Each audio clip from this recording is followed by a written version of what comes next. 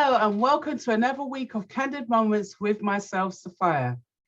This week's topic is Rebel with No Cause. Now, each week we bring different topics every Friday at 12 p.m. This week I've chosen kind of a fun topic because I always say I was a rebel with no cause, and I'll go on to explain that in a minute. But you can reach out to us on Twitter, Instagram, Facebook and YouTube at 50 Savvy Women. If you have any comments, please feel free to share them in the comments box below. So let's get on with this week's topic. Rebel with no cause. So what does this mean, the title, Rebel with No Cause? James Dean was the first person to come to do a film on this. And it's a person who is deeply dissatisfied with society in general, but does not have a specific aim to fight for. And I used to always think that as well. I was, as they call, a disobedient child when I was growing up. And I always used to just be fighting about everything and warring about everything, but I didn't have no genuine cause to do that. So what is the point of a rebel without a cause? Imagine the results of a rebel without a cause. At its core, the film is a sensitive plea for tolerance and understanding from a family and from society. Dean plays Jim Stark, the turbulent rebel whose home life is falling apart thanks to an overbearing mother and a weak-willed father. It's in the 50s, set in the 50s, and apparently the answer to domestic bliss is domestic violence. Now, as some of you may know, our viewers, I have gone through domestic violence myself. So acting out and causing mischief and all those kind of things was part of what my journey was going through when I was coming up and coming into being an adult as well. And that's why I always say I was a rebel without a cause, because I just didn't know what I was doing. I didn't have anything genuine that I was fighting for. But hey ho, I had a light bulb moment.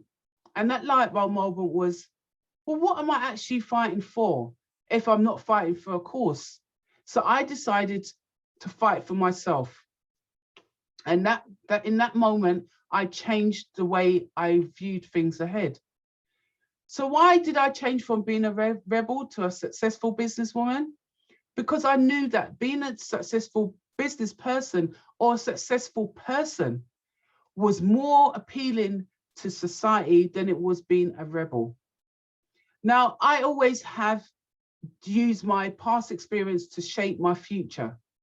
And in last week's Candid Moments, I was talking about shaping your future as well, and how you can use past experiences to do that. But to be successful in what I wanted to do and champion what I wanted to use and change from being that rebel, I had to change my pathways. I had to learn how to work with people, how to see other people's views, how to understand other people's views, how to communicate, use my words instead of my fists. How do I come across to people? Am I polite? Am I understanding? Am I a listener? Or am I just a talker? It took a lot of within myself, a lot of deep diving within myself. It took a lot of confidence building and really digging deep into who I was to understand what journey was I on. And that path weren't easy. My journey definitely wasn't easy. It was just like this road here. It had the ups and downs, the hills and the valleys. So I had to navigate around that. I had a temper, which I had to bring down.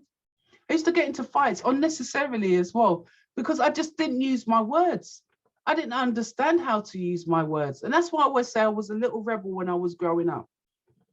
I didn't have the confidence to use the words that I have today. I was dyslexic, so I didn't even know how to use it then. I used to always act out at school because of it.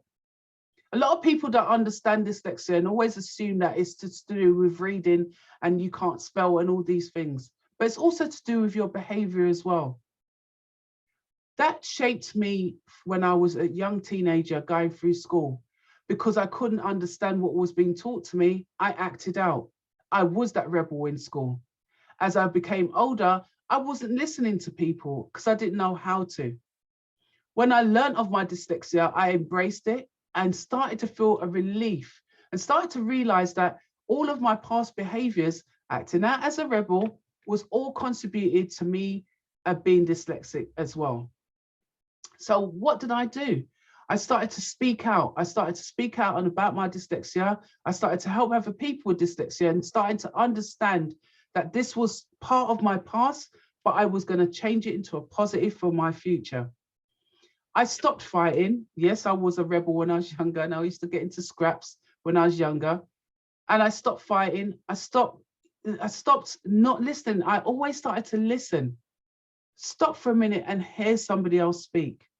Understand other people's points of views. Walked in other people's shoes to understand them as well. And that made me have a calm, mature feeling as well. And as I went through it, I realized how much people were more welcoming to me because of my change of attitude to life and not being that rebel. So this rebel with a course now is, I talk and I support people. I go to different groups and different seminars. And I've also built a charity to help women that have been in abusive relationships as well. And the reason why I want to do this is because I knew what it took for me to come out from being that rebel. I also talk to young people about dyslexia and even adults that have dyslexia. That's why I teach in the way I do. That's why I do what I do, because I understand that even when you're transitioning through understanding yourself, and if it's dyslexia or domestic violence you've gone through, it is a hard road to go on and a long journey to recovery. So I always speak about it in a calm manner that you now understand me. And I use my words to articulate how I feel and what I'm going through. I no longer am a rebel without a course. I am now a rebel with a course.